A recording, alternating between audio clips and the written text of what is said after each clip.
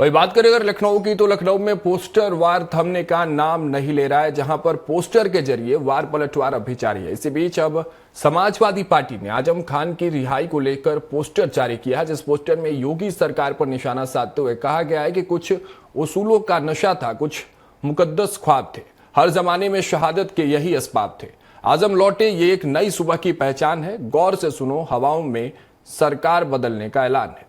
तो देखिए ये पोस्टर आपको दिखा रहे हैं, समाजवादी पार्टी के कार्यालय के बाहर ये तमाम शेरों शायरियों के साथ ये पोस्टर जारी किया गया है और योगी सरकार पर साफ तौर पर समाजवादी पार्टी ने इस पोस्टर के जरिए निशाना साधा है। पोस्टर पर आप देख पा रहे होंगे सपा प्रमुख अखिलेश यादव की भी तस्वीरें हैं, उनके कार्यकर्ताओं की तस्वीरें हैं और इसके जरिए साफ तौर पर हवाओं में सरकार बदलने के ऐलान जैसे जो नारे लिखे गए हैं, सीएम योगी आदित्यनाथ की सरकार पर निशाना साधते हुए पोस्टर जारी किया गया। क्या है पूरी कहानी, हमारे सहयोगी लखनऊ से घनश्याम निशान चौरसिया जुड़ रहे हैं। घनश्याम, देखिए सियासत के गलियारों में पोस्टर वार एक नया हथियार बन के सामने आया है, चाहे सोशल मीडिया पर पोस्टर वार हो या इस तरह से समाजवादी पार्टी लगातार कार्यालयों के बाहर पोस्टर लगाकर निशाना साधते नजर आ रही है। आजम खान को लेकर यह नया पोस्टर क्या कहानी बयां कर रहा है? देखिए, उनकी शहादत की बात की जा रही है। 23 महीने के बाद आजम खान 2 दिन पहले जेल से बाहर निकले हैं। सीतापुर जेल से बाहर निकलने के बाद वो सीधे रामपुर गए थे और कल देर शाम दोपहर के बाद वो दिल्ली इलाज के लिए गए।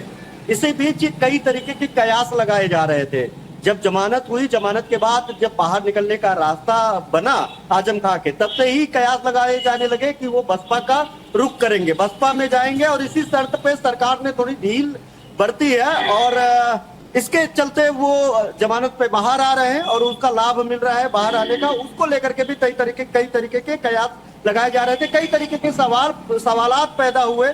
उस सवालात का जवाब देते हुए आजम खान नाराजगी साफ तौर पे उनके चेहरे पे दिखाई दे रही थी। कभी वो कह रहे थे कि मैं इतना बड़ा आदमी नहीं हूं कि मुझको कोई फोन करेगा, मुझे अपनी बीवी के अलावा किसी का नंबर नहीं पता, 5 सालों से मैं जेल में हूं, मुझे किसी का फोन नहीं आया। वो अखिलेश यादव के तौर पे अखिलेश यादव के तरफ वो निशाना साध रहे थे जब उनके ही नाम को लेकर के सवाल किया जा रहा था। वोट काटने से लेकर, माफ करिएगा, टिकट काटने से लेकर के टिकट दिलवाने के नाम पे तमाम तरीके की मीडिया कर्मियों ने सवालात किए। उस सवालात के जवाब में उनकी जो नाराजगी थी, उनकी जो निराशा थी, वो साफ तौर पे झलक रही थी। अब इसी बीच में समाजवादी पार्टी के बाहर एक पोस्टर मोहम्मद इखलाक के द्वारा लगाया गया है। समाजवादी पार्टी के युवा नेता है और इन्होंने ये एक बड़ी नई सुबह है, 27 में हवाओं में सरकार बदलने का ऐलान है, इस तरीके के स्लोगन के साथ उनको समाजवादी पार्टी से जुड़े रहने का और उनकी गाथा, वीरता के गाथा जो जेल में थे और उनको जिस तरीके से प्रेजेंट कर रही है लगातार समाजवादी पार्टी की